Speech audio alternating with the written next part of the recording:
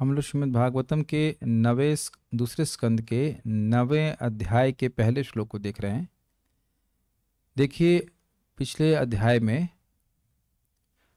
परीक्षित महाराज ने प्रश्न किया था, और प्रश्न नहीं किए थे, प्रश्न किए थे, बहुत सारे प्रश्न किए थे। और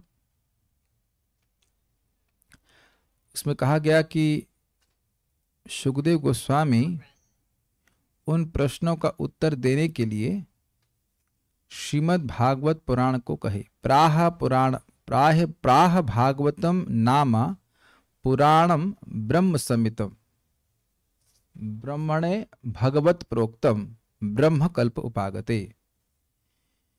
परीक्षित महाराज के प्रश्नों को सुनकर भृशम प्रीता ब्रह्मराते न वृषम पीता। ब्रह्मरात अर्थात शुकदेव गोस्वामी को अत्यंत प्रसन्नता हुई, और उन्होंने राजा परीक्षित से के उत्तरों को भागवत पुराण कह करके दिया, वह पुराण जो ब्रह्मकल्प में ब्रह्मा जी को भगवान ने कहा था। तो अब हम इस अध्याय में परीक्षित महाराज के प्रश्नों का उत्तर शुकदेव गोस्वामी से सुनेंगे, जिसमें भगवान का उदाहरण दिया जाएगा। भगवान ने ब्रह्मा जी को क्या बोला था, उसके द्वारा भी उत्तर दिया जाएगा। स्पष्ट समझ में आ रहा है लिंक क्या है? तो यह जो पहला श्लोक है, यह परीक्षित महाराज के इस प्रश्न पर है कि 2.8-7 दिखा सकते हैं, मैं यहाँ पे दिखा रहा हूँ, आप भी दिखा सकते हैं चाहे तो। यद धातु मतो ब्रह्मन् देहारंभो अस्य धातुभिः यदृच्छया हेतुना वा भवन्तो जानते यथा। अधातुमत, वह जीवात्मा, यह जीवात्मा अधातुमत है, अर्थात जीवात्मा में कोई भी धातु नहीं है, भौतिक धातु नहीं है, कफ पित्त वायु नहीं है, पृथ्वी जल वायु अग्नि आकाश ऐसा कुछ भी जीवात्मा में नहीं है। हे ब्राह्मण, हे ब्राह्मण, हे शुकदेव गोस्वामी, आप जानते हैं इस बात को। तो ऐसे यद का मतलब क्योंकि जीवात्मा में तो अधातुमत है, उसमें तो कोई धातु है नहीं, तो उसका अस्य यानी इस जीव का धातु भी देह का आरंभ, धातु के द्वारा बने हुए देह का आरंभ कैसे हुआ?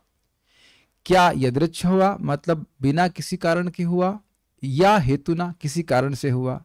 भवन तो जानते यथा, आप इसको जानते हैं, जैसा है वैसा तत्वम उदाहृतम अर्हसि, उसको आप हमें तत्व में बताएं।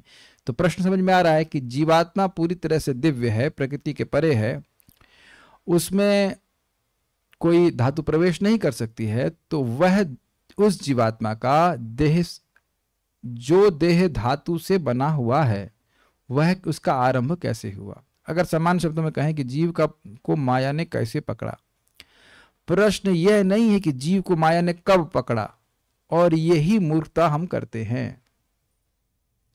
हम यह प्रश्न करने लगते हैं कि जीव को माया ने पकड़ा कब, लेकिन यह नहीं पूछ रहे हैं कि कैसे पकड़ा। तो प्रश्न सही पूछा जाना चाहिए। अगर मान लो बता भी दिया जाए कि कब पकड़ा, तो उससे क्या आपका समाधान हो जाएगा?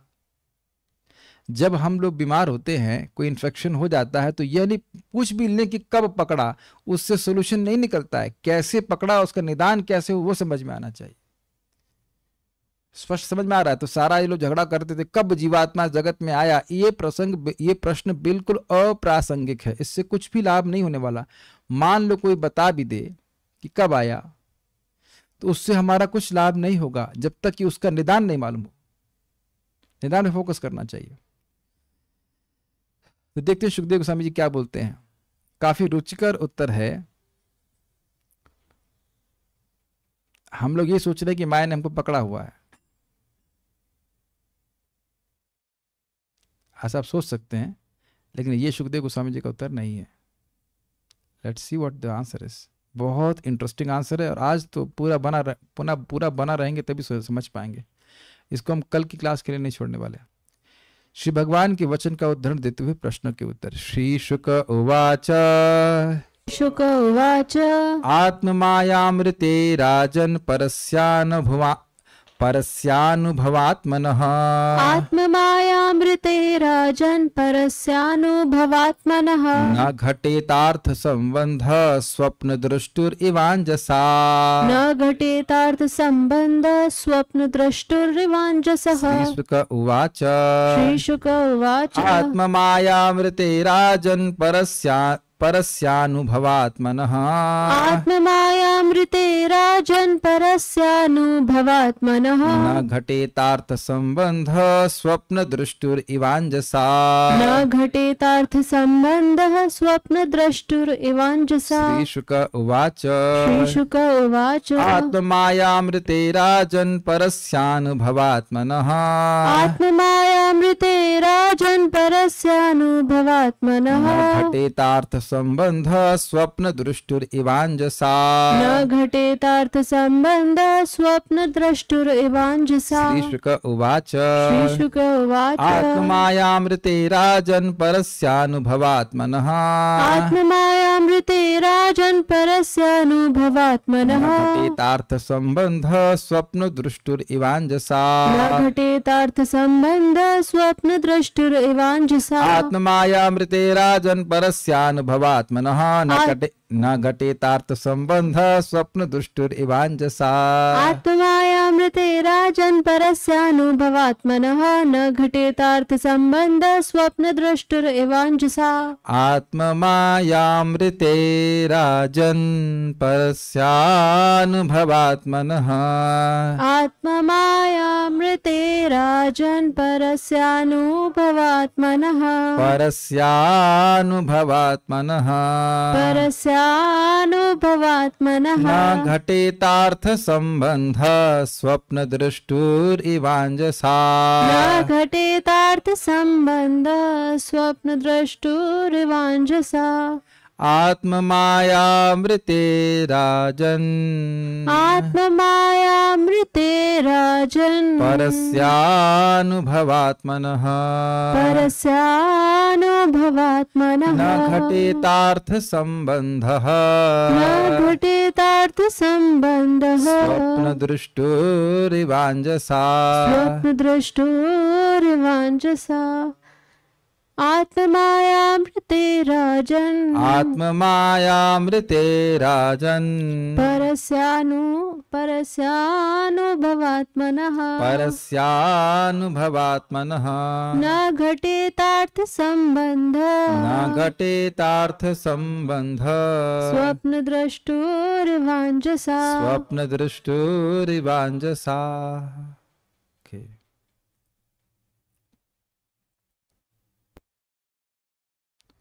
श्री शुकदेव गोस्वामी ने कहा, हे राजन, जब तक मनुष्य पूर्ण पुरुषोत्तम भगवान की शक्ति से प्रभावित नहीं होता तब तक भौतिक शरीर के साथ शुद्ध चेतना में शुद्ध आत्मा के संबंध कोई अर्थ नहीं होता।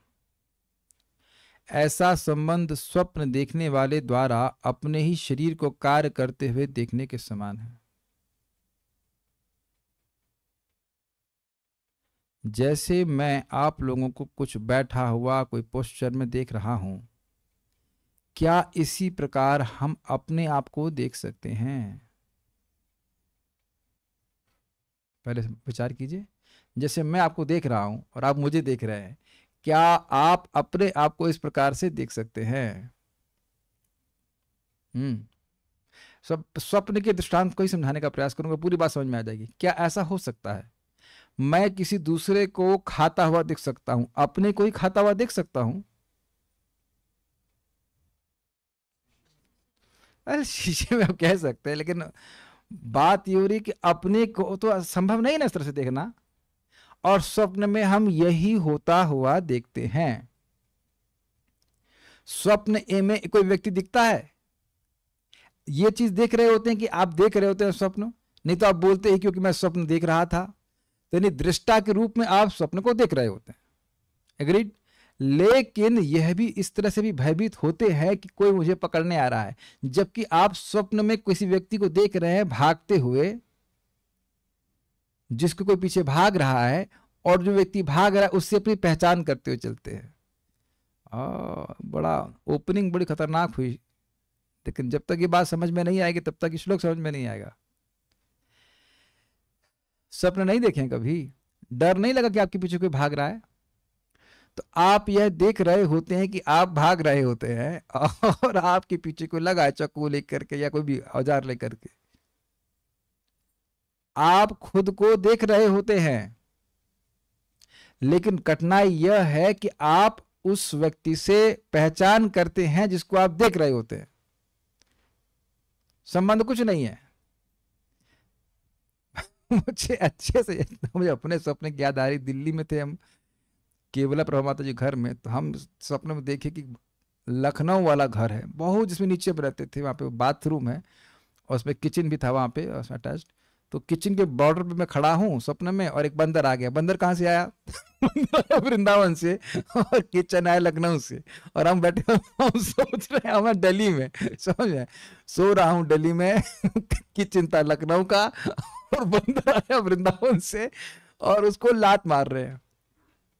बहुत दिक्कत भाई, ये तो सब डिस्टर्ब कर देगा। और इतना अभिनिवेश हो गया कि मेरी नींद खुल गई और मैं देख रहा हूँ नींद में मैं लात चला रहा हूँ, असलियत में लात चला रहा था। इतना एब्जॉर्ब हो गया था कि बंदर आ गया, बंदर आ गया, बंदर को से लात धक्का मारते भागो भागो भागो भागो। और जब उठा तो कुछ क्षण के लिए अरे ये क्या कर रहा, ना बंदर है ना कुछ है, कुछ भी नहीं है। तो स्वप्न में दिखने वाले व्यक्ति से हम अपनी पहचान कर लेते हैं, तो ये हमारा अज्ञान है कि नहीं? ना तो वहां पे कोई व्यक्ति है ना कुछ है, और खाली पहचान कर रहे हैं अपनी हम। वेल, एक तरह से कह सकते हैं कि व्यक्ति है क्योंकि वो सूक्ष्म रूप से दिख रहा है, लेकिन हमारी पहचान कितनी है पहले ये बता दीजिए आप। स्वप्न में दिखने वाली वस्तुओं से हमारा क्या संबंध है? क्या आप लोग गर्दन हिला के कुछ समझ? हाँ, तो यस, कुछ एक्सप्रेशन आ रहे हैं। कोई संबंध नहीं। कितना संबंध है? घर मान लीजिए स्वप्न में आपको 5 करोड़ मिलते हैं, तो कितना संबंध है उस 5 करोड़ से? अच्छा, कुछ भी नहीं है। और 5 करोड़ चले जाते हैं तब तो बहुत नुकसान हुआ होगा। एकदम संबंध नहीं है। लेकिन आप यह बताइए कि जब स्वप्न देख रहे होते हैं तब बिल्कुल भूले रहते ना कि जागृत जीवन में कितने पैसे हैं, नहीं है, क्या है, इत्यादि इत्यादि। तो अब मैं पूछूं कि भाई स्वप्न में हम बंधन में हैं कि नहीं है? तो बंधन में हैं ये नहीं कहा जा सकता है, अज्ञान में है ये कहा जा सकता है। स्वप्न तो बांध के नहीं रखा ना हमको, नींद ने बांधा रखा हुआ है। नींद के कारण, अज्ञान के कारण व्यक्ति अपनी स्वप्न से पहचान कर रहा है। जैसे स्वप्न की कोई भी घटना हम पर घटित नहीं हो रही। इतनी बात समझ में आ रही है? स्वप्न में चाहे 500 बच्चे हो जाए या एक भी बच्चा ना हो, या महल बन जाए या नहीं हो, या कोई सन्यास ले ले या शादी हो जाए, उसका जागृत जीवन में क्या प्रभाव है बताइए? कुछ भी नहीं है, कुछ संबंध नहीं है। अब तो बहुत स्पष्ट समझ में आ रहा होगा कि अभी समझ में नहीं आ रहा है? स्वप्न में कोई भी उपलब्धि हो या स्वप्न में कोई भी व्यक्ति का नुकसान हो, उसका जागृत जीवन से क्या मतलब है? जब जग जाते हैं अरे यार कुछ नहीं था, कुछ भी नहीं था। केवल टोटल अज्ञान के कारण, विस्मृति के कारण ही व्यक्ति अपनी पहचान उस स्वाप्निक शरीर से कर रहा था, स्वाप्निक वस्तुओं से कर रहा था। क्या आप सब लोग इस बात को समझ पा रहे हैं? कभी आप में से ऐसा हुआ कोई व्यक्ति भयानक सपना देखा और रोने लग गया हो करके? कोई माता जी रोई, भूत प्रेत का सुना? हाँ, तो ना कोई वहां भूत है ना कुछ है, लेकिन अब क्योंकि व्यक्ति अज्ञान में है इसलिए अपनी पहचान करो, रे भूत मारने आ रहा, भूत मारने आ रहा, कुछ नहीं है। ठीक है? तो उसी प्रकार से आत्मा का इस जगत की किसी भी कार्य से कोई भी मतलब नहीं है। देह से ही मतलब नहीं है, तो देह से संबंधित लोगों से क्या मतलब है? खाली मानने लग गए हैं कि हम ये देह हैं और देह से संबंधित हमारी वस्तु है, इत्यादि इत्यादि इत्यादि इत्यादि। ये बात है। लेकिन अब जब तक व्यक्ति का स्वप्न नहीं टूटेगा तब तक व्यक्ति को यह समझाना कि अरे भैया तुम स्वप्न देख रहे हो ना, यहाँ बंदर है ना, तुम किचन में हो ना, तुम लखनऊ में हो ना कुछ है, तुम तो दिल्ली में पड़े हो सरो, वो नहीं मानेगा। आप मेरी बात मान रहे हैं, समझ रहे हैं? स्वप्न जब तक देख रहे हैं तब तक तो यही मानेंगे ना कि ये सब कुछ सच है। और आदमी सपने से कैसे बाहर आता? ए शब्द के द्वारा। तो श्रीमद् भागवतम का शब्द, भगवान के नाम का शब्द, शब्द के द्वारा धीरे धीरे हमारी जागृति होती है। जितनी बार हम इस प्रकार के प्रसंग को पढ़ते हैं मन में बड़ी शांति आती है। धन मिला नहीं मिला, जीने के लिए तो भगवान दे ही रहे हैं। पहली बात तो मर सकता नहीं, मर सकते हैं, देह तो छूटेगा, छूट ही रहा है, लेकिन मर नहीं सकते। ये बात बड़ी अच्छी समझ में आती है, तो भय नहीं होता। और बाकी देह से संबंधित जो चीजें मिल नहीं रही हैं उसका भी कभी दुख नहीं होता है। एटलीस्ट कुछ समय के लिए तो बिल्कुल दुख नहीं होता है। जो हमारे प्रारब्ध के अनुसार है वो प्राप्त हो रहा है। और इस जगत की तथाकथित उपलब्धियों के पीछे व्यक्ति का जो मोह है वह भी नष्ट हो जाता है। जो मैंने उपलब्ध किया है या अन्य लोगों ने प्राप्त किया, उधर से भी ध्यान हट जाता है। क्या फर्क पड़ता है ना? तो क्या मैं आप लोग को समझा पाया? जैसे स्वप्न को देखने वाले का स्वप्न की किसी भी वस्तु से कोई संबंध नहीं है, फिर भी हर दिन सपना देखते हैं और वह सपना बिल्कुल सच्चा लगता है, उसी प्रकार से जीवात्मा जो कि पूरी तरह से दिव्य है, वह न पृथ्वी है, न जल है, न वायु है, न अग्नि है, न आकाश, उसका इस देह से कोई संबंध नहीं है। यह तो केवल माया के द्वारा संभव हो रहा है कि ये अज्ञान माया के द्वारा संभव हो रहा है, नहीं तो जीव कभी भी इस देह से बंधा हुआ नहीं है। ये उत्तर है। तो आपका यह कहना कि देह का ये कैसे होता है, इंडिपेंडेंटली होता है, किसी हेतु से होता, तो कारण केवल माया है। माया के कारण ही देह का आरंभ होता है, देह की सृष्टि होती है। यह नहीं कह रहे कि, यह उत्तर नहीं दे रहे कि कब होती है, माया के कारण होती है, बस ये बोल रहे हैं। कुछ जा रहा है दिमाग में, समझ में आ रहा है? ठीक है। अब जरा अन्वय को देखिए। श्री शुक उवाच, शुकदेव गोस्वामी ने कहा, हे राजन, स्वप्न दृष्टो इव, स्वप्न देखने वाले के समान, आत्म मायामृते, आत्मा का अर्थ क्या है? परमात्मा, भगवान, मायाम ऋते, ऋते मतलब छोड़कर, भगवान की माया को छोड़कर, भगवान हरि की माया के बिना, अर्थात यदि भगवान हरि की माया कार्य न करे तो उसके अलावा कोई हेतु नहीं है, कोई कारण नहीं है कि परस्य, देह से, सॉरी कहां गया, देह से परे आत्मा का जो अनुभव आत्मन है, जो ज्ञानमय है। अब इसका अर्थ क्या है जरा समझने का प्रयास कीजिए। आप लोग यह अनुभव करने का सामर्थ्य रखते हैं कि यहां क्लास हो रही है। मैं आपका नाम क्यों भूल जाता हूं? मुकुंद, सही है। और छोटू का नाम क्या है? कानू। कानू बेटा, यहाँ पे क्लास हो रही है कि हम फुटबॉल खेल रहे हैं, ये बताओ। वेरी गुड, कानू को पता है कि क्लास हो रही है। बेटा क्या टॉपिक डिस्कस कर रहे हैं? Very good. ये नहीं, भागवत पता चलो, ये पता चल गया। नहीं, भागवत में क्या विषय पढ़ा रहा है? ओके, तो बच्चे को ये नहीं पता है कि भागवत का क्या विषय हो रहा है, लेकिन ये बच्चा भी अनुभव कर सकता है, अनुभव कर सकता है कि यहां क्लास हो रही है। बहुत गंभीर बात है, कि बात आपको बहुत ध्यान सुननी होगी। सुंदरा माता जी, समझ में आ रहा है कि क्या हो रहा है? कथा हो रही है, ठीक है। विषय आ रहा हो या नहीं आ रहा हो, या समझ में आ रहा हो, लेकिन अनुभव हो रहा है कि कुछ हो रहा है। अच्छा, यहां कौन व्यक्ति है जो क्लास को पूरा रिकॉर्ड कर ले रहा है? सामने जो उपस्थित मेरा कैमरा है उसके द्वारा मेरा लैपटॉप। तो क्या ये लैपटॉप अनुभव कर रहा है कि क्लास हो रही है? अच्छा, यह बताएं कि आप लोग ये अनुभव कर कैसे रहे हैं? चेतना से। वो चेतना कहां से आ रही है?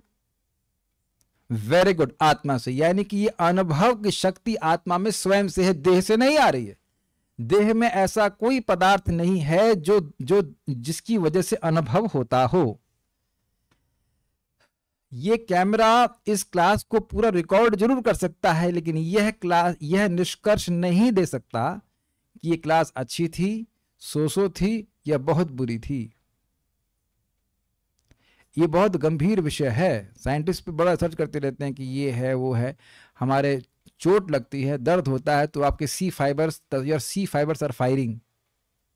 ऐसा नहीं है।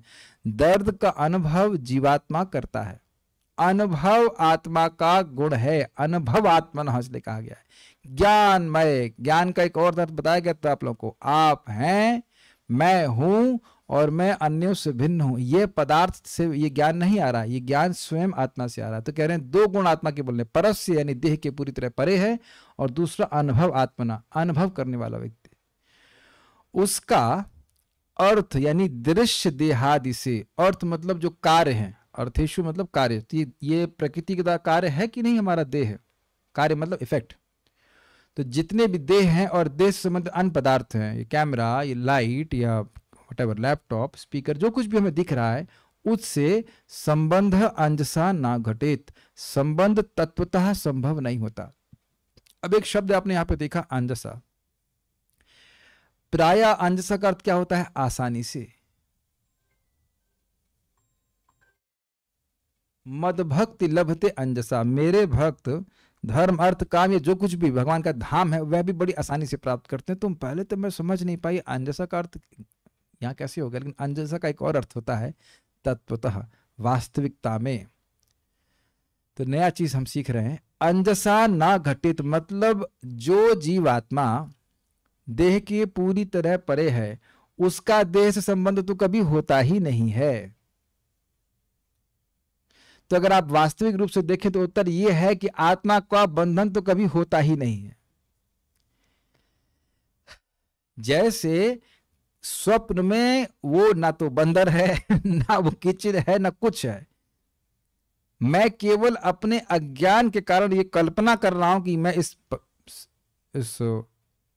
सिचुएशन में हूं। इसी प्रकार जीव अज्ञान के कारण ये मानने लगता है कि मैं ये देह हूं, मैं देह में बंधन पड़ा हूं, मैं ये हूं, मैं फलाना ढिमकाना इत्यादि। बंधन में कुछ नहीं है। बंधन अगर है तो केवल अज्ञान का है, जिसको कि निद्रा की तरह कहा जाता है।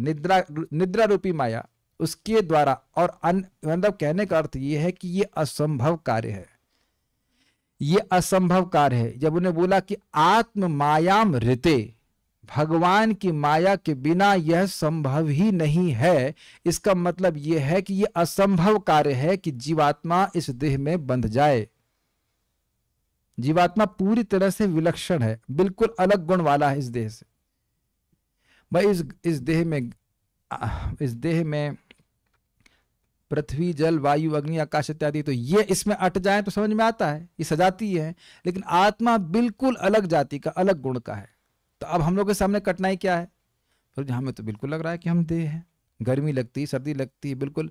और यही प्रश्न इसी प्रकार से रहुगण करेंगे आगे, कहेंगे देखिए जब खीर बनाते हैं तो दूध उबालते हैं कि नहीं?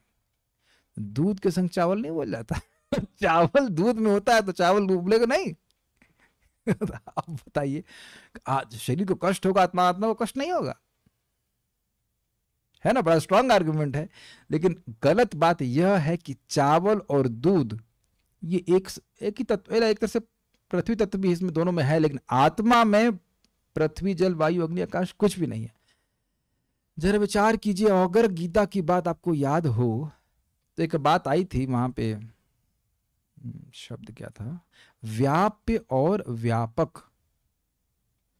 आत्मा में कुछ भी तत्व प्रवेश नहीं कर सकता। अग्नि प्रवेश नहीं कर सकती, अग्नि उसको जला नहीं सकती, जल प्रवेश नहीं, जल इसको गीला नहीं कर सकता, पृथ्वी इसको पीस नहीं सकती, किसी भी तत्व का प्रवेश नहीं हो सकता। इसलिए आत्मा किसी भी तत्व से प्रभावित नहीं हो सकती है। तो इसलिए यह सोचना कि तत्वों के कारण आत्मा बंधी हुई है, यह गलत बात है। आत्मा बंधी हुई है अपने अज्ञान के कारण। फिर समझ में आ रहा है एग्जाम्पल? जैसे स्वप्न में मेरा कोई बंधन नहीं है, मैं अपनी नींद के कारण यानी कि अपने अज्ञान के कारण मान रहा हूं कि मैं उस स्थिति विशेष से प्रभावित हो रहा हूं। क्या आप लोगों को कभी टेंशन वाले सपने नहीं आए? मेरे को एक बार जब हम ब्रह्मचारी आश्रम में थे, कई साल बीत गए थे ब्रह्मचारी आश्रम में, कई साल मतलब 4-5 साल तो बीत ही गए होंगे, मुझे याद नहीं एग्जैक्टली कब हुआ था, लेकिन स्वप्न आया कि मेरी एमटेक में मुझे भेजा जा रहा है। और जबरदस्ती, भाई नौकरी नहीं लग रही है, नौकरी नहीं लग रही है तो कई बार आया है, और एकदम हालत खराब हो गई, ये क्या हो रहा है? मुझे तो नौकरी करनी नहीं है, एमटेक कैसे करूं, ये वो, और जबकि ब्रह्मचर्य आश्रम में लेटे हुए हैं। तो उस स्थिति में हम परेशान है कि नहीं? परेशान है कि एमटेक हो गया है, नहीं लग रहा है, जॉब नहीं लग रहा है, फलाना ढिमकाना, बहुत सारी चीजें। आप तो बीटेक किए बहुत समय हो गया, अब तो आपका एमटेक का कोई वैल्यू नहीं, ऐसे पता नहीं क्या क्या कचरा आ रहा था और बहुत परेशान था। तब बताइए कि मेरी समस्या का सोल्यूशन क्या है? पीएचडी कर लेना है ना। एमटेक से जॉब नहीं लग रही तो पीएचडी कर लेना चाहिए, इज इट नॉट? पीएचडी से ना लगे तो डबल पीएचडी कर लो, परमानेंटली हेड डैमेज करा लो, है ना? क्यों भाइयों माताओं, कभी एक ट्रबलसम सपना आया है क्या? सब सपना आया है जिसमें बहुत समस्याएं थी? कई लोग को तो लगना आता ही नहीं कुछ। क्या समस्या का समाधान देंगे आप? पहली बात तो ये बताएंगे समस्या है क्या? समस्या तो नहीं है। और समस्या के जो भी समाधान हम स्वप्न में कर रहे हैं वह भी बेवकूफी है, और उनसे समस्या का समाधान भी नहीं होता है। और समाधान क्या है? व्यक्ति जागृत अवस्था में आ जाए, तब यार कुछ नहीं था, स्वप्न में था, सिंपल। ऐसे ही सुखी जीवन। स्वप्न में आप आलू के पराठे खा रहे हैं, पनीर के पराठे खा रहे हैं, कुछ तो पेट में जा नहीं रहा है। खाए आप लोग कभी? सपने में आता है ये खा रहे हैं, वो खा रहे हैं, ये एंजॉय कर रहे हैं, अरे फिर उठे, अरे कुछ नहीं था, कुछ भी नहीं था। ये सब बातें हैं। देखिए, ये बात हम नारद जी से सुन चुके हैं कि जब उनको आत्मज्ञान प्रकाशित हुआ तो उन्होंने कहा कि केवल अज्ञान के कारण ही मैंने ये रियलाइज किया। नारद जी ने कहा कि उन्होंने रियलाइज किया, अनुभव किया कि केवल अज्ञान के कारण ही मैं अपनी पहचान अपने सूक्ष्म और स्थूल देह से कर रहा था, अन्यथा मेरा इससे कोई संबंध नहीं। इसीलिए हमारी समस्याओं का समाधान है हरे कृष्णा कृष्णा कृष्णा हरे हरे, हरे राम राम राम हरे हरे। ये खाली बुलवाने के लिए नहीं बोल रहा हूं, ये वास्तविकता है। ये जो अविद्या है इस पे सीधे कार्य करती है श्रीमद् भागवतम। भगवान का भक्ति, भगवान की भक्ति उसमें प्रमुख है, भगवान का नाम जप, भगवान का प्रसाद धीरे धीरे करके सारी अविद्या को समाप्त कर देगा। और जितनी मात्रा में अविद्या समाप्त होगी उतनी मात्रा में हम इस स्वप्न से बाहर आएंगे, और उतनी मात्रा में इस स्वप्न की चीजों से प्रभावित नहीं होंगे। ठीक है, कुछ कुछ समझ में आया होगा। श्लोक देखिए। श्री शुकवाचा, सुखदेव गोस्वामी ने कहा, आत्म मायामृते राजन, हे राजन, भगवान की माया को छोड़ करके, उसके बिना, परस्य अनुभवात्मनः, जो जीवात्मा परे है, इस देह के परे है, दिव्य है, अनुभवात्मा और ज्ञान में उसका न घटेत अर्थ संबंध, इन देहादियों से संबंध है ही नहीं, हो ही नहीं सकता, संभव ही नहीं है। स्वप्न दृष्टुर इवान जैसा, जैसे तत्वतः स्वप्न को देखने वाले का उस दृश्य से कोई संबंध वास्तविक रूप से नहीं होता है। अब तो बहुत समझ में आ गया होगा। देखिए, ये सब विषय जब तक दोबारा नहीं पढ़ेंगे, और मुझे पता है कि नहीं पढ़ेंगे, वैसा को कैसे पता है, आई कैन नॉट से फॉर श्योर, लेकिन अगर वाकई रुचि है इस विषय में तो फिर से पढ़ेंगे, तब बात समझ में आएगी। वो एक बार में नहीं समझ में आती। एक बात बताइए कि जो नंबर हमारे चौथी क्लास में हिस्ट्री में आए थे वो स्वप्न जैसे नहीं लगता है? कितने आए थे चौथी नंबर? प्रभु कितने नंबर आए थे चौथी नंबर? हिस्ट्री पढ़े नहीं, याद नहीं ना? I would use the word I, you can't care less. कितने भी आए हो क्या फर्क पड़ता है? क्या वह स्वप्न जैसा नहीं लगता? या जो अपना बचपन हम क्रिकेट खेलना, ये खेलना, एकदम स्वप्न जैसा नहीं साया से निकल गया? जो भक्त थोड़ा सा भी मननशील है वो मेरी बात को एक झट समझ जाएगा। गुड्डे गुड्डियों से खेलना, जो लोग 21 साल के हैं तो उनको लिए बोल रहा हूँ, बैक पीछे गेयर मारी और 5 साल में पहुंच जाइए। 6 साल में जो भी गुड्डे गुड्डियों से खेल रहे थे या कुछ कर रहे थे, एकदम स्वप्नवत रहता है ना। मेरी भाषा पता नहीं समझ में आ रही कि नहीं आ रही, लेकिन और कितना ज्यादा दुख की बात है कि भक्ति में आने के बाद भी व्यक्ति इसी में फंसा रहता है। हमको पद मिल जाए, हमको प्रतिष्ठा मिल जाए, एक क्षण में फिर सब कुछ चेंज हो जाएगा।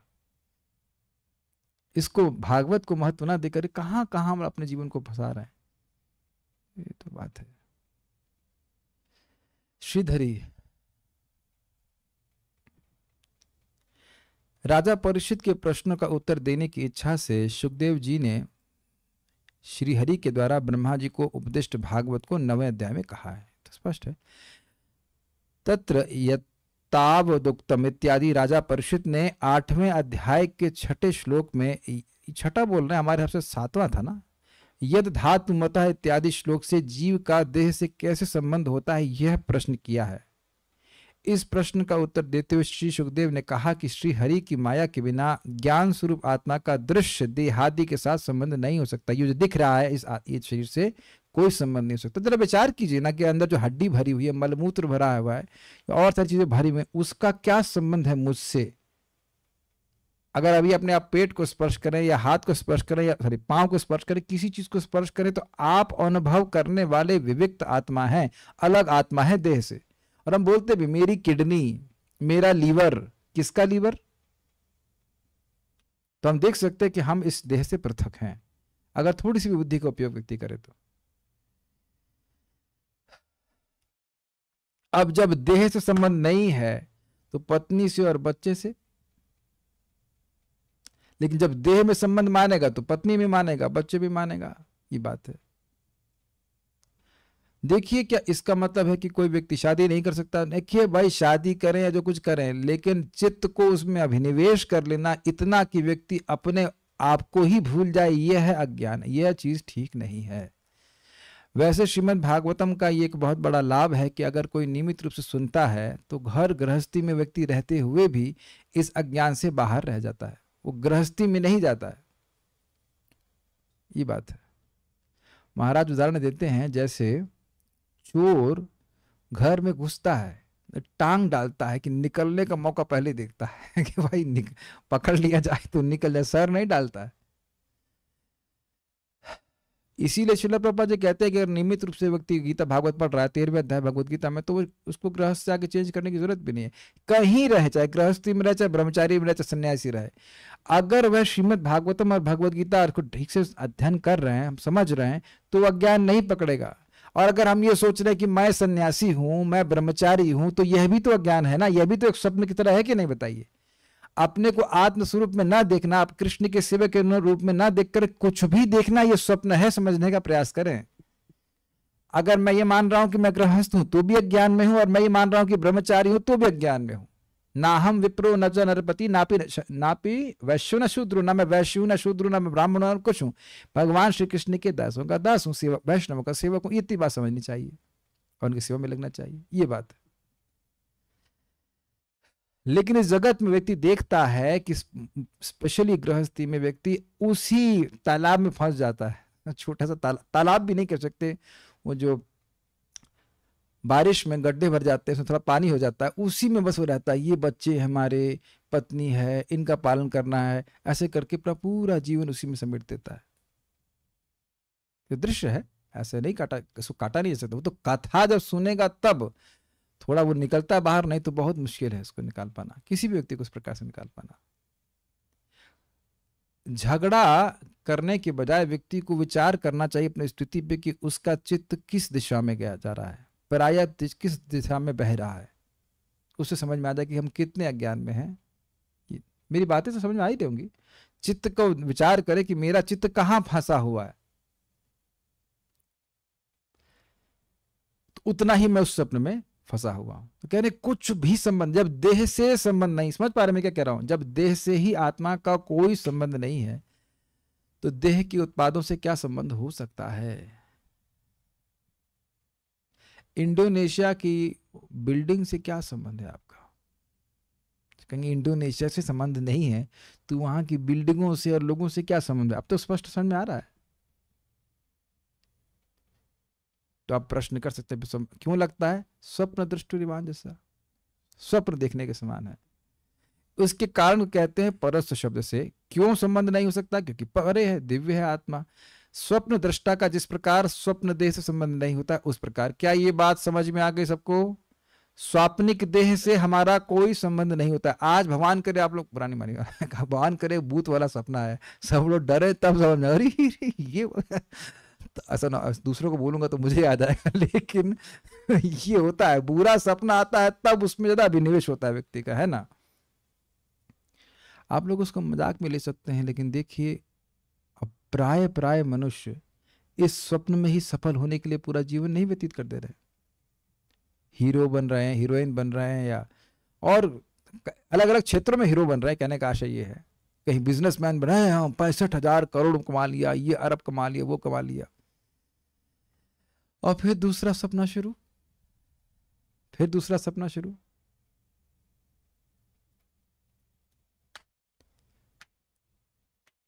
मुकुंद बेटा तुम्हारी पत्नी कैसी है? पत्नी अभी तो हम कितने 12 साल के ना, 10 साल के हैं, तो 10 साल के बच्चे को ऐसा खराब प्रश्न करते हैं, पत्नी कैसे हो सकती है? 10 साल। अच्छा बेटा 15 साल पहले कहाँ थे आप? हरिद्वार में। अभी आप 10 साल के हैं, हमने पूछा कि 15 साल पहले कहाँ थे?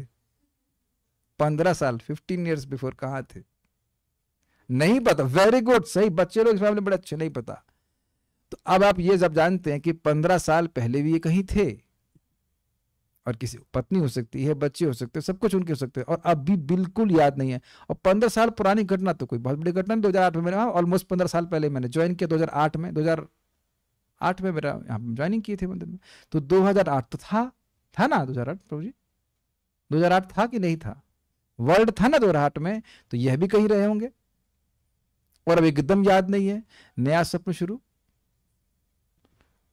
और फिर जब ये शरीर हमारा छूट जाएगा तो फिर दूसरा सपना शुरू। तो जैसे इस समय बिल्कुल डिस्कनेक्टेड है ना पिछले वाले स्वप्न से, बिल्कुल भूले हुए हैं। जैसे आप इस जगत में देखते हैं कि हाँ यार स्वप्न कुछ देखा लेकिन कुछ याद नहीं है, ऐसा होता है कि नहीं? कुछ भी याद नहीं, क्या देखा याद कुछ नहीं आ रहा, देखा कुछ देखा से करके। मुझको 16 साल पहले की घटना याद है, मालूम है, 2007 में हम पढ़ाई कर रहे थे IIT में। इनको नहीं पता है, तो इसका क्या मतलब है? पिछले देह में जो सपना चल रहा था उसकी स्मृति बिल्कुल भी नहीं है। तो जैसे पिछले स्वप्न की कोई स्मृति नहीं है, ऐसे ही इस स्वप्न की भी स्मृति नहीं रहेगी, चाहे अच्छा हो चाहे बुरा हो। इसलिए है हम लोग अज्ञान में, इसलिए जो आवश्यक है वो करना पड़ता है। भूख लगती है खाना खाना पड़ता है, जल पीना पड़ता है, नींद आती सोना पड़ता है, बीमार होते हैं तो रोग का इलाज करना पड़ता है, लेकिन अपनी चित्त को भगवान की प्राप्ति करने में लगाना है, यह नहीं भूलना होता है। Is it okay? भाई ये देह मिला है तो सुख दुख तो आएंगे, झेलना ही पड़ेगा, उसके लिए जो आवश्यक है वो करना पड़ेगा, लेकिन यह नहीं भूलना चाहिए कि मैं ये देह नहीं हूं, इसलिए मेरा सुख देह से नहीं आ सकता है। मेरा सुख एकमात्र भगवान की भक्ति से आ सकता है। ठीक है, उम्मीद है कि समझ में आ रहा होगा।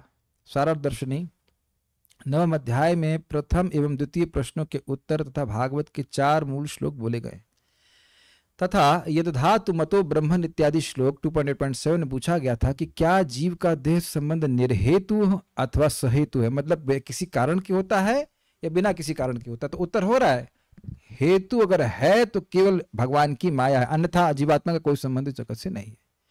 तो यह श्लोक उसका उत्तर देता है। जीव का अर्थ, जीव का अर्थ नहीं बोल रहे हैं, जीव का कौमा अर्थ अर्थात देह एवं इंद्रियों आदि सहित संबंध वस्तुतः आत्मनो अर्थात भगवान हरि की अनादि अविद्या शक्ति माया के माध्यम से घटित नहीं होता है। क्या का उसका मतलब है? माया जीव का संबंध देह से नहीं करा सकती है, क्योंकि जीव का देह से संबंध हो ही नहीं सकता है। कुछ अर्थ अब और क्लियर हो रहा है? नहीं समझ में आ रहा है? पृथ्वी का जल से संबंध है ना, क्योंकि जल से पृथ्वी आई है। जल का अग्नि से संबंध है, अग्नि से जल आया है। अग्नि का वायु से संबंध है, वायु से अग्नि आई है। लेकिन आत्मा, आत्मा इन किसी तत्व से नहीं आई। माया यहां पर संबंध सृष्टि कर रही है कि नहीं कर रही है? प्रधान, प्रधान से महतत्व, महतत्व से अहंकार, तामसिक अहंकार से आकाश, आकाश से अग्नि, आकाश से वायु, वायु से अग्नि, अग्नि से जल, जल से पृथ्वी। ये संबंध माया के द्वारा सृष्टि हुए कि नहीं हुए? इन सब तत्वों का आपस में संबंध नहीं मैं समझ पा रहे हैं। हे भगवान, आप लोगों को सृष्टि पढ़ाई थी कि नहीं पढ़ाई थी? ज्योग्राफी भूल गए आप लोग? ज्योग्राफी की हिस्ट्री भूल गए हैं? ज्योग्राफी बोला जाएगा नहीं, केमिस्ट्री, सॉरी केमिस्ट्री कह लीजिए, जो भी कह लीजिए, उसको पढ़ाया तो था, मेटाफिजिक्स जो कुछ भी नाम ले लीजिए, पढ़ाया गया था। तो वहां संबंध नहीं दिख रहा है आपको, एक तत्व का दूसरे तत्व संबंध है। तो आत्मा की सृष्टि कब हुई? आत्मा की सृष्टि इन किसी तत्व से नहीं हुई। तो सब एकदम आत्मा उससे अलग है, तो माया आत्मा का संबंध इन वस्तुओं से करा ही नहीं सकती है। जैसे पेट्रोल को पानी में मिलाया ही नहीं जा सकता है। तो आत्मा बिल्कुल दिव्य तत्व है, उसका कभी भौतिक तत्वों से संबंध है ही नहीं। वह तो खाली मान रहा है कि मेरा संबंध है। जैसे अब आप लोग के जो भी बैंक बैलेंस है, मैं मानने लग जाऊं कि वो सब मेरा है, तो आप क्या कहेंगे? सपना देख रहे हो। आप समझ में आया? मैं या हम में से कोई व्यक्ति पगला जाए, बोले कि बिल गेट्स की सारी संपत्ति मेरी है। हाँ, अब देखो हंसना चालू कर दिया आप। क्यों? अरे पागल आदमी है। बिल गेट्स, तुम्हारा क्या संबंध है बिल गेट्स की संपत्ति से? अब एकदम क्लियर हो रहा है कि नहीं? लग रहा है तुम स्वप्न देख रहे हो, लगता है तुम जागते हुए स्वप्न देख रहे हो। अगर मैं ये मानने लग जाऊं कि इस समय भारत का प्राइम मिनिस्टर मैं हूं, तो आप क्या कहेंगे? अरे पागल हो गए हो क्या? अरे जागो भैया, क्या सोच रहे हो? Is it okay? कोई संबंध नहीं ना हमारा सरकार से, कुछ भी नहीं है, मैं कुछ भी नहीं कर रहा हूं ना। उसी प्रकार से माया के द्वारा, उत्तर समझ में आ रहा है, माया के द्वारा जीव का जो दिव्य है उसका इन अर्थों से, इन इंद्रियों से, इस देह से संबंध सृष्ट हो ही नहीं सकता। यह असंभव कार्य है। केवल जीवात्मा का को कवर किया जा सकता है, उसके ज्ञान को कवर किया जा सकता है। उसके क्या समझते हैं ना, माया की दो शक्तियां हैं, एक है आवरणात्मिका और दूसरा है प्रक्षेपात्मिका। आवरणात्मिका जीव के स्वरूप को ढक देती है, कृष्ण से जो उसका सहज ज्ञान है, कृष्ण मेरे स्वामी, उसको ढक देती है। और जो वो नहीं है, जो वो कभी हो ही नहीं सकता है, यानी देह और इंद्रियां, उसमें अहमता और ममता को जागृत करा देती है। इसी को मिथ्या अहंकार कहते हैं। लेकिन ऐसा अर्थ, इसका अर्थ यह नहीं है कि जीवात्मा का संबंध देह से हो गया है। हे भगवान,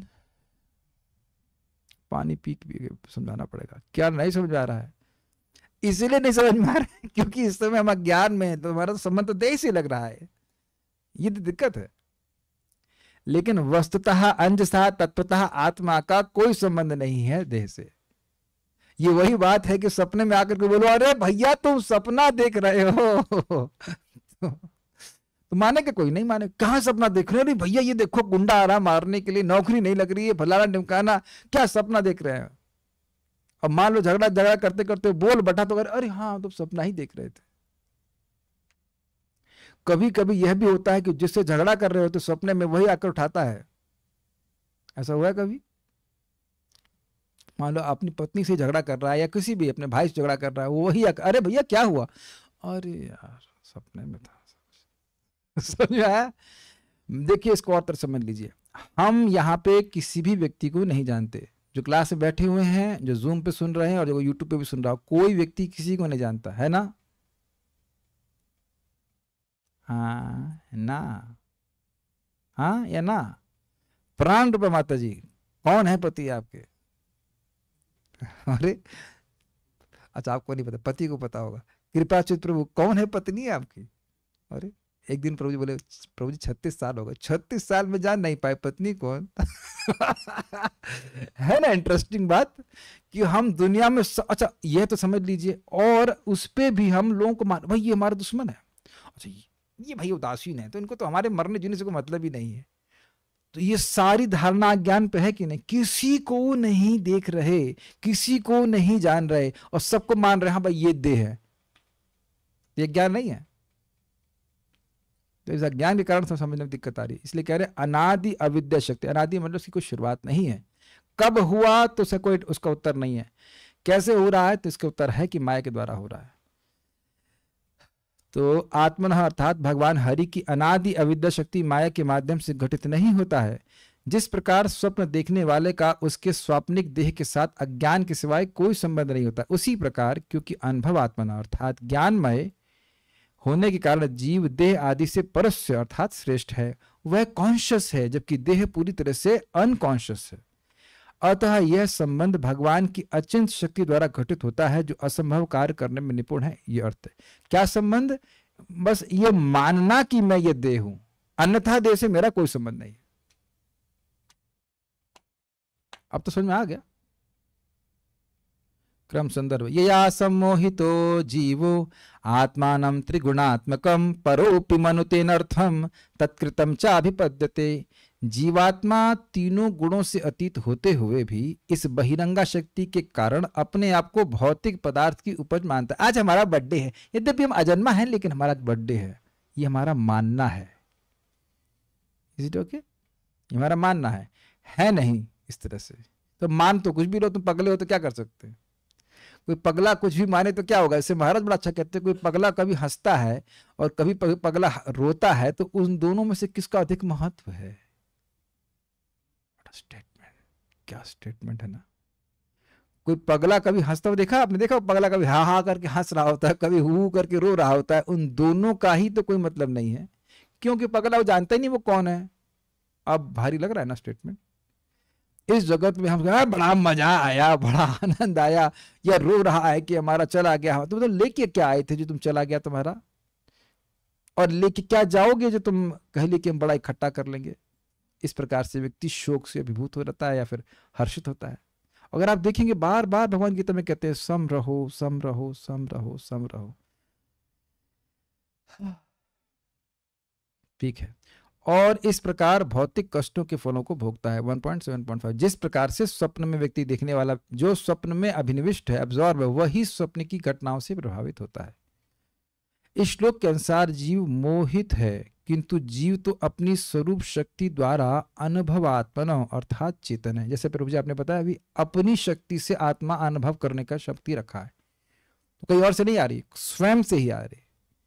अतः अब सिद्धांत दिया गया है कि शुद्ध अवस्था में जीव का अर्थ अर्थात माया से कोई संबंध नहीं होता।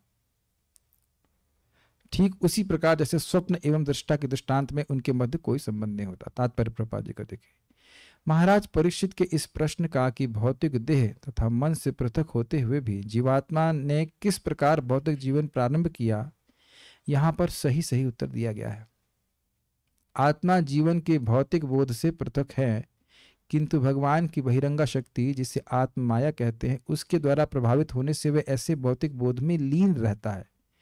इसकी व्याख्या प्रथम अध्याय में व्यासदेव द्वारा भगवान के साक्षात्कार तथा उनकी बहिरंगा शक्ति के प्रसंग में पहले की जा चुकी है। बहिरंगा शक्ति का नियंत्रण भगवान द्वारा होता है और जीवात्माएं भगवान की इच्छा द्वारा इस बहिरंगा शक्ति से नियंत्रित होती है। अतः अपनी शुद्ध अवस्था में यद्यपि जीवात्मा नितांत सचेत रहता है, किंतु भगवान की बहिरंगा शक्ति द्वारा प्रभावित होने से वह भगवान की इच्छा के अधीन रहता है। अब थोड़ा समझने का प्रयास करें। जो लोग क्रिमिनल हैं वह भी सरकार के अधीन ही रहते हैं, लेकिन जेल डिपार्टमेंट के अंडर। और जो लोग सरकार के आज्ञाकारी हैं वह सुविधाओं से युक्त रहकर सरकार की सुविधाओं का लाभ उठाते हैं। दोनों ही सरकार के अधीन हैं। तो माया के अधीन भी जीव भगवान की इच्छा से ही आता है। अब कहेंगे कि भाई ये कैसे हो रहा है? भगवान क्यों इच्छा कर रहे हैं? क्योंकि जीव भगवान से विद्रोह करके स्वतंत्र भोक्ता बनने की इच्छा से युक्त होता है। ये मत प्रश्न कीजिएगा कि कब, लेकिन होता है। इसलिए भगवान ऐसी व्यवस्था कर देते हैं कि जीव माया में गिर जाए। माया में गिर जाए का मतलब है माया को पकड़ने देते हैं, ऐसा कैसे कह लीजिए। भगवान नहीं चाहते हैं कि माया जीव को पकड़े, लेकिन जीव चाहता है, इसलिए भगवान ऐसी व्यवस्था करते हैं। इसी टोक के भगवान पर ब्लेम नहीं कीजिएगा। भगवान की इच्छा के बिना कुछ नहीं हो सकता है। ये असंभव कार्य भगवान की इच्छा से ही हो रहा है, लेकिन वह इसलिए हो रहा है क्योंकि जीव चाहता है। अगर हम अपनी पहचान देह से करें ही नहीं तो कोई भी भोग सकते हैं? बताइए, नहीं भोग सकते। तो क्योंकि जीव भोगना चाहता है, इसलिए भगवान ऐसी व्यवस्था करते हैं। समझ में आ रहा है ना बात? आप लोगों ने सृष्टि तत्व पढ़ा हो तो सभी कुछ प्रधान पे ईक्षण करना, प्रधान पे देखना, महतत्व की सृष्टि जो कुछ भी है वह पुरुष अधिष्ठितात भगवान की अध्यक्षता में ही होती है। माया के पास स्वतंत्र क्षमता नहीं है कि वह सृष्टि आदि कर सके। भगवद गीता में भी इस तथ्य की पुष्टि की गई है। सर्वस्य चाहं हृदि सन्निविष्टो मत्तः स्मृतिर्ज्ञानमपोहनं च वेदैश्च सर्वैरहमेव वेद्यो वेदांत कृत वेद वेदेव चाहम। मैं प्रत्येक जीव के हृदय में आसीन हूं और मुझसे ही स्मृति, ज्ञान तथा विस्मृति होती है। मैं ही वेदों के द्वारा जानने योग्य हूं। निसंदेह मैं वेदांत का संकलन करता तथा समस्त वेदों का जानने वाला हूं। भगवान प्रत्येक जीवात्मा के हृदय में स्थित हैं और जीवात्मा की सारी चेतना तथा विस्मृति भगवान द्वारा प्रभावित है। जैसा कि अब आप यहाँ देख सकते हैं कि अभी मुकुंद को 40 साल की उम्र में 15 साल पुरानी बात याद रहेगी, लेकिन इस समय 15 साल पुरानी बात याद नहीं है। समझ रहे हैं? हम लोग की जो भी उम्र है, मान लीजिए मेरी इस उम्र मतलब इस देह की उम्र 40 साल है, तो मुझे 60 साल पुरानी बात नहीं पता, लेकिन मुझे 35 साल पुरानी बात, ऐसे हम बोल सकते हैं कि हम फैजाबाद में थे 5-6 साल का था। तो जो आज से 20 साल बाद भी मुझे याद रहेगा कि 5 साल की उम्र में मैं फैजाबाद में था। तो आप देख रहे हैं कि भगवान वहां पे एक शटल डाल दिए कि ना इसके बाद तुम्हें कुछ याद नहीं रहेगा। ये बातें हैं। तो अब बड़ी इंटरेस्टिंग बात है। क्या इंटरेस्टिंग बात है?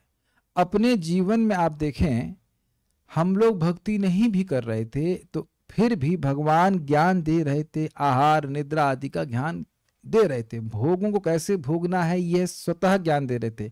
आहार निद्रा भय और मैथुन यह कैसे किया जाए इसके लिए कोई दूसरा ट्रेनिंग नहीं देता व्यक्ति को। अपने आप नित्य सिद्ध सभी जीवों के लिए, जो जीव पढ़ना भी नहीं जानते, पशु तो नहीं जानते, वह भी सब कार्य कर लेते हैं। तो इनको कौन ज्ञान दे रहा है? इनको भगवान दे रहे हैं ज्ञान। और भगवान अनादिकाल से हम लोगों को भी इसी प्रकार से, हम बहुत सारी योनि में टहल आए, वो देते रहे, लेकिन अपना ज्ञान नहीं देते। जब तक जीव भगवान के लिए कुछ करता नहीं है, भगवान एकदम चुप बैठे रहते हैं, भगवान नहीं देते। यद्यपि चाहते हैं कि जीव उन्मुख हो जाए, लेकिन नहीं देते। ये बहुत गंभीर बात है। और जब जीव भगवान के लिए कुछ करता है, भगवान का नाम बोलता है, भगवान का प्रसाद ग्रहण करता है, भगवान की कथा सुनता है, तब भगवान प्रसन्न होकर अंदर से ज्ञान का टैप खोलते हैं। कुछ समझ में आ रहा है आपको बात? नहीं तो अनादिकाल से जीव जगत में है ही, केवल समय बीतने से अगर वो समझ जाता तो अब तक हम समझ नहीं गए होते। सुनाई पड़ रहा है आप लोगों को मेरी बात? अनादिकाल से हम यहाँ पे हैं, दैट मींस इन्फिनिट टाइम के लीजिए। तो अगर ज्ञान केवल समय बीतने से होता तो अब तक तो हो गया होता। भगवान नहीं देते, नहीं देते मतलब नहीं देते। लेकिन कदाचित भगवान का नाम बोल दिया, भगवान की कथा सुन ली, भगवान का प्रसाद ग्रहण किया, भक्तों को देखा, किसी तरह से कुछ सुकृत बन गई, तब वहीं से भगवान धीरे धीरे ज्ञान खोलना शुरू करते हैं अंदर से। इसीलिए भक्ति किसी भी तरह से की जाए, हृदय में चाहे कितनी भी वासनाएं हो, कितना भी कचरा हो, सुन लो भाइयों। कोई भक्त लोग भी, स्पेशली नए लोगों को बड़ी दिक्कत हो। नए से मेरा मतलब है कि जो नए युवा अवस्था में कहेंगे, उनकी इंद्रियां बड़ा परेशान करती हैं। कुछ भी हो, हरे कृष्णा कृष्णा कृष्णा हरे हरे, हरे राम राम राम हरे हरे। ऐसे व्यक्ति के प्रति भगवान की मति होती है कि इसकी रक्षा मैं करूंगा, इसको मुझे बचाना है। और मुख्य रक्षा भगवान की है ज्ञान देने के द्वारा। ये असंभव है कि जो नाम उच्चारण कर रहा है, भगवान की सेवा कर रहा है, भगवान के बारे में सुन रहा है, वो अज्ञान में रह जाए। ऐसा हो नहीं सकता। हो सकता है कुछ जन्म लग जाए, लेकिन ऐसा हो नहीं सकता है। अंदर से ही भगवान उसको ज्ञान देंगे। ये अपने जीवन में आप स्वयं देखेंगे। भगवान का नाम उच्चारण करने वाले को भगवान ज्ञान अंदर से देते हैं, नहीं तो चुप बैठे रहते हैं, कुछ नहीं बताएंगे। इसीलिए जो प्रभुपाद ने बोला है कि हरे कृष्णा बोलो और सुनो, ये कोई सामान्य बात नहीं बोली है, ये हाईएस्ट साधन है। हाईएस्ट साधन, सीधे भगवान को ही हम अपने कानों से हृदय में ले रहे हैं, सारा ज्ञान वो अंदर नष्ट कर देंगे। सब बात समझ में आने लग जाएगी। प्रभुपाद जी कहते हैं, the real duty of a self realize soul becomes self illuminated. जैसे एक आत्म साक्षात्कारी व्यक्ति के लिए उसका जो प्रमुख कर्तव्य है भगवान के प्रति, वह स्वयं प्रकाशित होता जाता है। अंदर से ही भगवान प्रकाशित करते हैं। तेषामेवानुकंपार्थम अहम ज्ञानजं तमः नाश्यामि आत्मभावस्तु ज्ञान दीपेन भास्वतः। जो भक्त मेरे कथा कीर्तन में बड़े रमते हैं, उनको बहुत अच्छा लगता है, तो उनके हृदय के अज्ञान को भगवान कहते हैं मैं स्वयं ही नष्ट करता हूं। अब तो बहुत क्लियर हो रहा है ना, ये गीता भागवत के प्रवचन श्रवण करना एक सर्वश्रेष्ठ साधन है, और इसके द्वारा भगवान प्रसन्न होते हैं और भगवान स्वयं हमारे हृदय के अज्ञान को नष्ट करते हैं।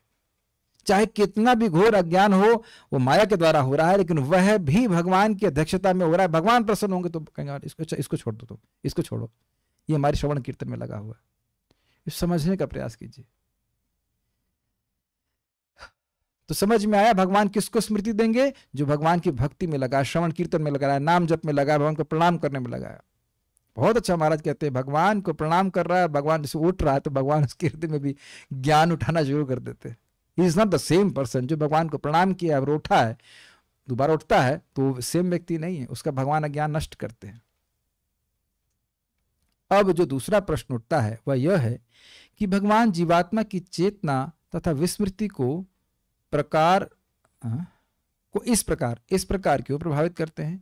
इसका उत्तर यह है कि भगवान की यह इच्छा है कि प्रत्येक जीवात्मा भगवान के अंश रूप शुद्ध चेतना में रहे और भगवान की प्रेम भक्ति में लगा रहे, क्योंकि वह स्वभावता इसलिए बना है, स्वरूपता इसलिए बना हुआ है।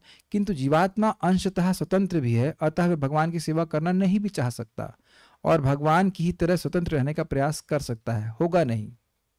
समस्त अभक्त जीवात्माएं भगवान के ही समान शक्तिमान बनना चाहती हैं, यद्यपि वे इस योग्य नहीं है। भगवान की इच्छा से वे मोहग्रस्त रहती हैं, क्योंकि वे उनके समान बनना चाहती हैं। जो एकदम अणु हो, चिंगारी, और वो सूर्य बनना चाहे तो उसे मूर्खता नहीं कहा जाएगा। उसको अगर मानो चिंगारी सी बात करें, औकात देखिए अपनी, शक्ल देखिए, चिंगारी हो और तुम सूर्य बनना चाहती हो, क्या चिंगारी सूर्य बन सकती है? क्या उत्तर है? क्या चिंगारी सूर्य बनने की इच्छा कर सकती है? यस, यही गलती है बस। सूर्य बनने की इच्छा कर सकती है, सूर्य बन नहीं सकती है। और यही सारी प्रीचिंग है, भाई तुम सूर्य नहीं हो, कृष्ण सूर्य सम। जीव सूर्य सम नहीं कहा जा रहा है, कृष्ण सूर्य सम। कृष्ण सूर्य के समान है, माया है अंधकार, जहां कृष्ण नहीं तहां नहीं माया अधिकार। मैं कृष्ण का सेवक हूं, इतनी बात स्वीकार कर ले तो फिर माया छोड़ देती है। ये बात। और अगर जब तक इच्छा रहे कि नहीं मैं भोगता हूं, मैं केंद्र में रहूंगा, तो माया पीटेगी। ये बात है। जैसे कोई व्यक्ति आवश्यक पात्रता के बिना राजा बनना चाहे, उसी प्रकार जब जीवात्मा स्वयं भगवान बनना चाहता है तो वह स्वप्नावस्था को प्राप्त होता है, जिसमें वह अपने को राजा मानता है। समझ में आया? चिंगारी वाला एग्जाम्पल दिया आपको, तो चिंगारी का सूर्य बनने का ख्वाब ही रहेगा। ये असाध्य साध्य है, ये कभी साध्य होने वाला नहीं है, असाध्य वस्तु है। अतः जीवात्मा की पहली पापपूर्ण इच्छा है कि वह भगवान बन जाए, अर्थात भगवान से अलग रह करके भोक्ता बने। जैसे भगवान स्वतंत्र है, इस प्रकार से बने। फलस्वरूप भगवान की इच्छा होती है कि जीवात्मा अपने वास्तविक जीवन को भूलकर स्वप्न लोक में विचरण करने लगे, जहां वह अपने को भगवान के तुल्य माने। बालक अपनी, समझ में आ रहा है बात?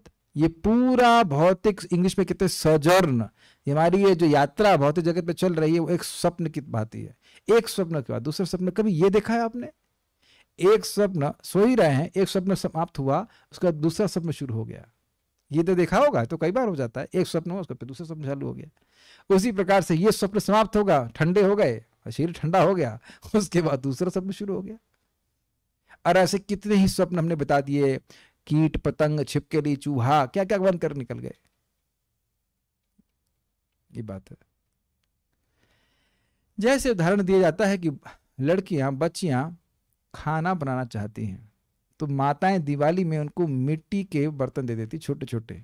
वो अग्नि पे नहीं किसी काम के होते, अपने से ही लड़कियां स्पेशली कहती हैं, अच्छा तुम लोग खिचड़ी लेके आओ, तुम्हें रोटी नहीं बनाई, रोटी जल्दी बनाओ। आपने किया कभी इस तरह से? दिवाली में नहीं किया? माताओं आपने किया कभी? दिवाली में बच्चे छोटी अग्नि में कुछ नहीं बना सकते हैं, तो माँ कहती चलो ये लो दिवाली में बनाओ, बनाते रहेंगे, कुछ करते रहेंगे, घंटों से बीत जाएंगे। कुछ मट्टी ले आएंगे, उसी को आटा बना लेंगे, क्या क्या कुछ करते रहेंगे, कुछ नहीं पकता उससे, ना कुछ पकना है, लेकिन उनकी भावना हो जाती है कि हमने फीस्ट बना लिया, वो संतुष्ट हो जाती है। लेकिन जब भूख लगेगी तो माँ के पास ही जाना पड़ेगा, माँ आप कुछ खिलाओ। ये बात है। बालक अपनी माता से चांद लाने के लिए हट करता है और माता उसका रोना बंद कराने के लिए उसे दर्पण दे देती है, जिससे वह चंद्रमा के प्रतिबिंब को देख सके। तो उस दर्पण में चंद्रमा नहीं है, लेकिन इसका मतलब ये नहीं कि चंद्रमा है ही नहीं। चंद्रमा का प्रतिबिंब को हम चंद्रमा मान रहे हैं, लेकिन इसका मतलब ये नहीं कि चंद्रमा है ही नहीं। उसी तरह से भौतिक जगत आध्यात्मिक जगत का एक रिफ्लेक्शन है। वास्तविक जीवन आध्यात्मिक जगत में है और यहाँ इसका खाली प्रतिबिंब मात्र है। अतः भगवान अपने रोते बालक को भौतिक जगत रूपी प्रतिबिंब प्रदान करते हैं, जिस पर कर्मी के रूप में वह निजत्व दिखाता है और ऊब कर उसका परित्याग करके ईश्वर के साथ एकाकार होना चाहता है। थोड़ा समझने का प्रयास कीजिए। देखिए, जब बच्चा कह रहा है मम्मी मुझे चंद्रमा चाहिए, मुझे चंद्रमा चाहिए, तो माँ जानती है कि यह संभव ही नहीं है इसको चंद्रमा दे दिया जाए। अग्रीड, मानते हैं? तो उसी तरह से जो जीव भगवान के समान भोक्ता बनना चाहता है, भगवान जानते हैं कि यह संभव ही नहीं है, यह असंभव इच्छा है, यह हो ही नहीं सकता। तो इसलिए भगवान इस प्रकार से माया के द्वारा जगत की सृष्टि करते हैं और उसमें जीवात्मा को फंसवा देते हैं कि भाई तू मानता रहे कि तू ईश्वर है। मान रहा, जैसे कि वो बच्चा मान रहा है कि चंद्रमा तो बस हमारे हाथ में, तुम्हारे हाथ में वो कभी आने वाला नहीं है। समझ में आ रहा है? बहुत अच्छा उदाहरण प्रभुपाद ने दिया है।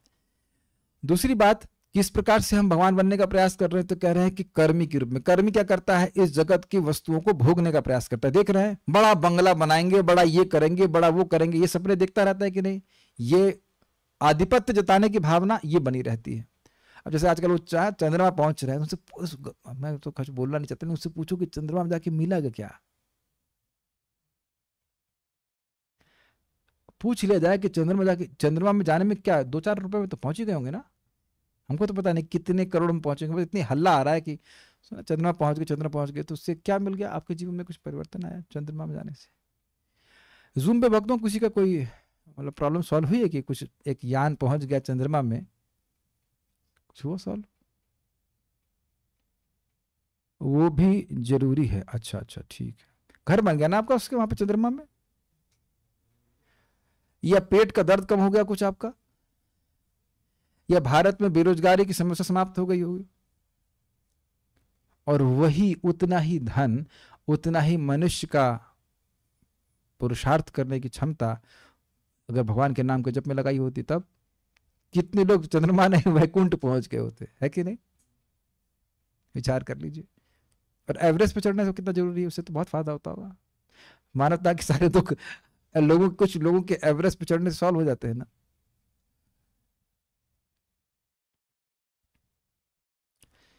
बड़ा अच्छा एक वक्त बोले, जीवन में मंगल नहीं है तो मंगल और चंद्र पे जाकर क्या करेंगे?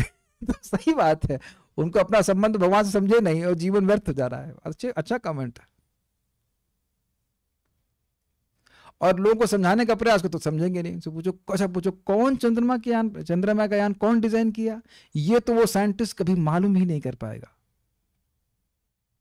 व्यर्थ करेगा जीवन। तो ये सब प्रकृति पे प्रभुत्व जताने की इच्छा है, यही प्रकट हो रही है, ये कहा जा रहा है। ठीक है। अब एक रुचिकर बात है, देखिए, भोग करने का व्यक्ति प्रयास कर रहा है, लेकिन स्वप्न वाला एग्जाम्पल हो गया। अब स्वप्न में तुम पानी पियो या पराठे खाओ, कुछ भी करो, पेट तो नहीं भरेगा, न प्यास शांत होगी। उसी प्रकार से लोग अत्यंत लाचार हैं। जब मैं इस बात पे विचार करता हूं तो मुझे थोड़ी नहीं बहुत दया आती है लोगों के ऊपर, कि लोग पैसे से युक्त हैं, धन है और संपदा है, बहुत सारी चीजें हैं, लेकिन ये वैसा ही है कि जैसे मतलब अब पानी प्यासे को पानी ना दिया जाए, बस एक भी चीज आत्मा को टच नहीं करती। और इसीलिए घरों में जाएंगे तो लोग आंसुओं से रोते हुए दिखते हैं। गौर गोपाल पर कुछ बता रहे थे कि कहीं कोई मित्र था, वो लिमोजिन में घूम रहा था, बहुत बड़ी कोई कार होती है, हाँ फरारी कुछ तो था पता नहीं, तो वो एकदम आंसुओं से रो रहा था क्योंकि उसका डाइवोर्स होने वाला था। ऐसा कुछ हमको धूमिल सी बात याद है। तो प्रभु जी कहते हैं मैं हमेशा रुमाल लेकर घूमता हूं क्योंकि बड़े बड़े लोग भी रो रहे होते। देखिए, हम लोग भक्ति कर रहे हैं इसलिए सुख का कुछ अनुभव है, शांति का अनुभव है। अन्यथा जिनके पास बिल्कुल धन नहीं है, ऐसा माफ कीजिएगा, बिल्कुल भक्ति नहीं है, वो कितने परेशान हैं, वो आप उनसे जाके पूछिए। करोड़ों रुपए होने के बाद भी कोई चैन नहीं, कुछ भी नहीं, परेशान है। बहुत दया आती कि इन लोगों को इतनी सी बात नहीं पता कि हरे कृष्ण मंत्र जप करके भगवान की भक्ति करके सुखी हो जाएंगे, और उसके बाद वो कहाँ जाने पता नहीं। तो अब पॉइंट क्या है, भोग कर रहे हैं, मिला कुछ नहीं, तो अरे यार कुछ नहीं, छोड़ो बकवास। तो अब वह इस भौतिक जगत को निराकार कहना का प्रयास करने लग जाते हैं। तो ये हो जाते हैं मायावती। तो एक हो गया कर्मी और दूसरे हो गए ज्ञानी, ये बात है। ये दोनों ही अवस्थाएं स्वप्निल मोह है। एक है कि प्रकृति पे प्रभुत्व जताने की इच्छा, और दूसरा कह रहे हैं कि माया भैया ये जगत है ही नहीं, सब कुछ नहीं, सब झूठ है। तो यह भी एक प्रकार का ज्ञान है। इसे जानने के लिए इतिहास को खोजने की आवश्यकता नहीं कि जीवात्मा ने सबसे पहले कब ऐसी इच्छा करी।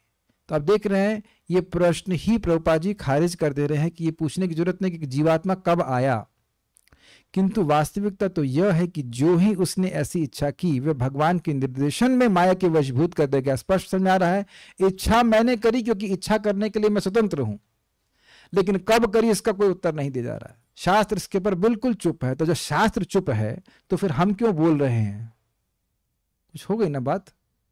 हम क्यों पूछ रहे हैं जब शास्त्र चुप है? जब शास्त्र ही नहीं बोल रहा तो मैं जो बोलूंगा वो गलत ही बोलूंगा कि नहीं, बताइए। एक बहुत सिंपल सी बात, तस्मात् शास्त्रम प्रमाणम ते कार्य कार्य वस्तुतौ ज्ञात्वा शास्त्र विधानोक्तम कर्म कर्तुम यार्हसि। जब शास्त्र ही नहीं बोल रहा है कि कब इच्छा हुई तो किसी को जरूरत ही नहीं है। इतना जरूर बोलती है कि भोग वांछा करे, कृष्ण भूलिया जीव भोग वांछा करे, निकटस्थ माया तारे झापटिया धरे। कृष्ण को भूल करके जीव इच्छा करता है, तो जीव इच्छा करता है, भगवान इच्छा नहीं करवाते हैं।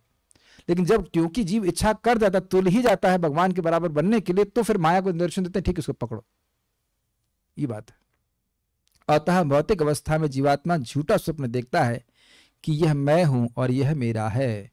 बद्ध जीव, हाँ महाराज का उदाहरण, जैसे हम यहाँ क्लास में आते हैं तो पानी की बोतल जरूर लेकर के आते हैं, है ना?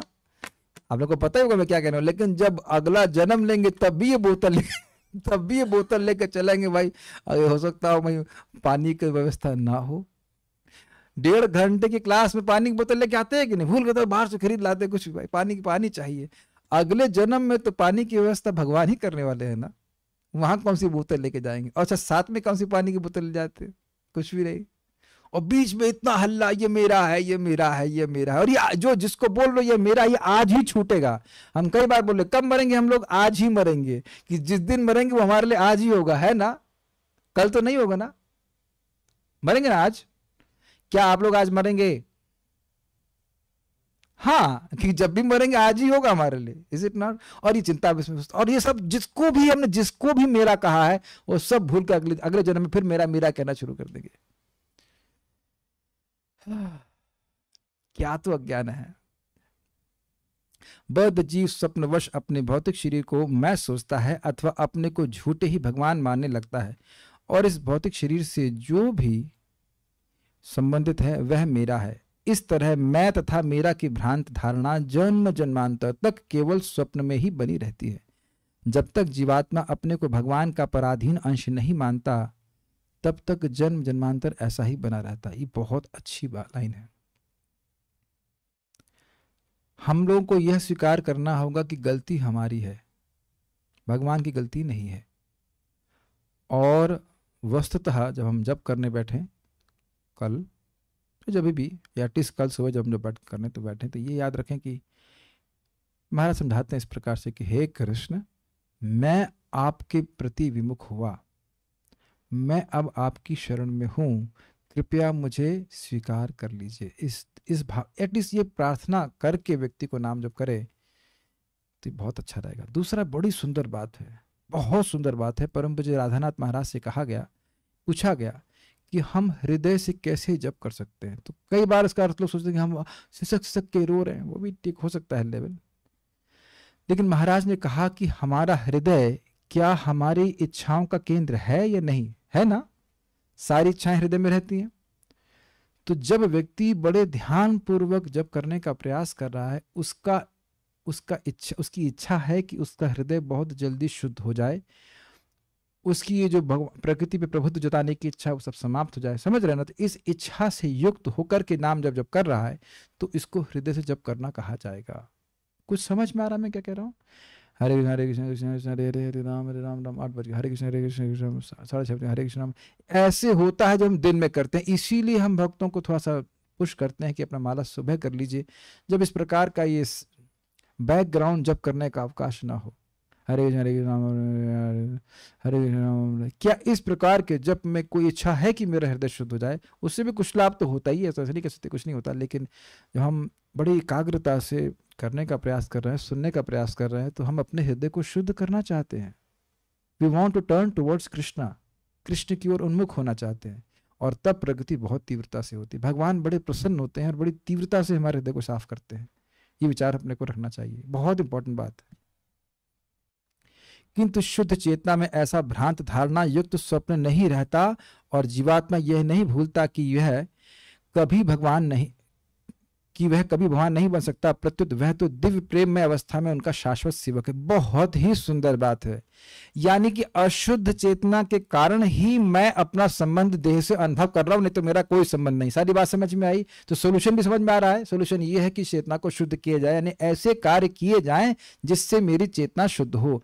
नामोच्चारण, भगवान की कथा का श्रवण, भगवान का प्रसाद ग्रहण करना, ये तो मुख्य है, और भगवान के भक्तों का संगत करना। इस प्रकार से करके अपनी चेतना को शुद्ध कर लूंगा तो मैं जो मेरा नित्य संबंध भगवान से है उसका अनुभव होगा, और जो मेरा संबंध है ही नहीं देह से, उससे कुछ भी नहीं होगा। ये अर्थ है। बहुत सुंदर सोल्यूशन है। और प्रभुपाद इसी बात को कहते हैं, if you chant attentively there is no question of a hazy consciousness. अगर आप ध्यान पूर्वक जब करते हैं तो इस प्रकार की धुंधली चेतना का कोई प्रश्न ही नहीं उठता। व्यक्ति अनुभव करने लग जाता है धीरे धीरे करके कि कैसे भगवान का वह सेवक है, उसकी एकमात्र कर्तव्य कृष्ण की सेवा करना है, और कृष्ण के संबंध में अन्यों की सेवा करना है। यह अर्थ है। उम्मीद है कि आपको समझ में आया होगा। तो वस्तुतः माया देह संबंध कर ही नहीं सकती, केवल जीव के अज्ञान को केवल ज्ञान को ढक लेती है। इस कारण से वो मानने लगता है कि उसका संबंध देह से है, और इससे भगवान की अचिंत्य माया शक्ति के द्वारा होता है। प्रश्न किसी बात का है तो मैं देख लेता हूं। ना, प्रश्न नहीं है। आत्मा का कार्य है अनुभव करना, कार्य नहीं गुण है। तो देह का कोई भी दर्द आत्मा अनुभव नहीं करती, आत्मा ही अनुभव करती है, लेकिन वह उस लिंक के कारण होता है जो इसको मिथ्या अहंकार कहते हैं, जिसकी वजह से हम अपनी पहचान देह से करते हैं। ठीक है। चावल के एग्जाम्पल से बताया था, कैन एक्सप्लेन अगेन। देखिए चावल रघुगुण ने जड़ भरत को कहा, जड़ भरत है दिव्य आत्म साक्षात्कारी पुरुष, तो वह तो अपने को आत्मा देह से बिल्कुल पृथक देख रहे हैं। महाराज कहते हैं कि उनका देह छूट जाए तब भी उनको परवाह नहीं थी, कुछ भी परवाह नहीं थी उनकी ऐसी स्थिति थी। तो वहां रघुगुण महाराज उनको कहते हैं कि भाई देखो, आप कह रहे हो आत्मा को फर्क नहीं पड़ता है, लेकिन हम देखते हैं कि दूध में चावल होता है, दूध को उबालते हैं तो चावल भी उबलता है, तो इसी प्रकार से आत्मा को भी कष्ट होता है। देखिए आत्मा अप्रभावित रहती है, लेकिन माया के कारण हमारा जो मिथ्या अहंकार है वो लिंक बन जाता है आत्मा का देह से, इसलिए देह के परिवर्तनों को हम अपना मानने लगते हैं। अब जब हम भाव स्तर पर पहुंचेंगे तब कुछ प्रभाव नहीं पड़ेगा। जैसे प्रभुपाद जी के बारे में, प्रभुपाद जी का शरीर छोड़ने का समय था, तो एक डॉक्टर ने कहा कि इस समय ये इतने दर्द में है कि कोई अन्य व्यक्ति चीख रहा होता, और प्रभुपाद जी भागवत का अनुवाद कर रहे थे। अब ये कैसे होता है? तो इसलिए हम लोग अभी निम्न चेतना में, आसक्त चेतना में है, इसलिए ऐसा हम लोग अनुभव करते हैं कि देह का जो धर्म है वो हमारे पर लागू हो रहा है। वही बात रघुगुण महाराज भी कह रहे थे, वो चावल और दूध कर रहे थे, लेकिन जब आत्मा देह से पूरी तरह से पृथक हो जाएगा तो देह का धर्म आत्मा प्रभावित नहीं करेगा। जैसा आपने अभी सुना था कि हे सुखदेव गोस्वामी, आपके अमृत रूपी वाक्यों से, समुद्र रूपी वाक्यों से जो अमृत कथा अमृत आ रहा है, उससे मुझे भूख और प्यास बाधित नहीं कर रही। तो अगर आत्मा मतलब शुद्ध चेतना में रहती है तो देह का धर्म उसको प्रभावित नहीं करता है। ये जो मिथ्या अहंकार की गांठ है वो बहुत ज्यादा बंधी हुई, इस कारण से स्वयं अनुभव करता है। ठीक है। प्रभु जी, जिये पाखंड की सृष्टि कैसे होती है? पाखंड की सृष्टि क्या? देखिए रोशन कुमार जी, अब आप ये बताइए, प्रश्न का उत्तर अभी आया नहीं है और आप प्रश्न का उत्तर हमसे पूछ रहे हैं, क्या मैं सुखदेव गोस्वामी हूं? बताइए, ये तो गलत बात है, इसका तो फाइन भरना चाहिए आपको। जिस प्रश्न का उत्तर दिया जा रहा है उसके बारे में आप सोच नहीं रहे और आर्बिट प्रश्न पूछ रहे हैं, ये तो गलत बात है भाई। हम गुस्सा तो नहीं हो रहे हैं, लेकिन ये आर्बिट है। कुछ भी को प्रश्न किसी को करना है तो लिख करके करेगा। तो चलिए कोई बात नहीं, वो नए भक्त इस प्रकार से प्रश्न करते ही हैं, लेकिन अगर आपको समझ में आया हो या नहीं आया हो तो पता नहीं, हमने अपना पूरा प्रयास किया ना। फिर से एक बार पढ़िएगा तो समझ आएगा। प्रभु हैंड रेस करना चलता नहीं है, you have to ask question via typing. Okay, so will stop here. Srimad Bhagavatam की जय, श्रील प्रभुपाद की जय, निताई गौर प्रेमानंदे।